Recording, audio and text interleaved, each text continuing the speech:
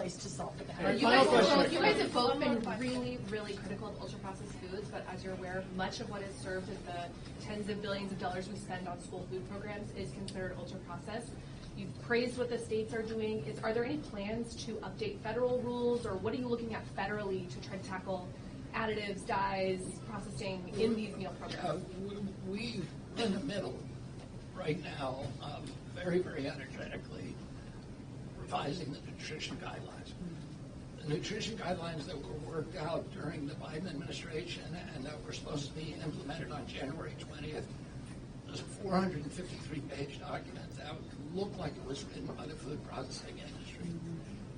And we are going to come up with a document that is simple, that lets people know with great clarity what kind of foods their children need to eat, what kind of foods they can eat, and what's good for them, what's good nutrition.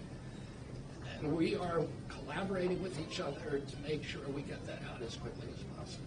The other piece of that I'd like to say is that the idea of our founders' constitutional vision of the states being the laboratories of democracy, of real innovation happening there, that the federal government doesn't have the answer, nor should it, to every question, begs the larger policy discussion that we're already having with our governors across the country, both blue and red states. I am constantly in contact with several of the Democratic governors who really want to take a lead on this and have a great relationship with them. Of course, Governor Youngkin and his ag secretaries in the back, Matt Lohr, I mean, they have been wonderful. You were just with Governor Morrissey in West Virginia just a couple of days ago. So I think that the way we should all be thinking about this is as a partnership between the federal government, the states as the laboratories of innovation, local leaders, and then our school leaders. And I think once you see that, and I've seen this firsthand over many years, the states begin to compete with one another. And I think that the result of that will be, alongside us with the dietary guidelines and what we're doing at the federal level through both of our agencies,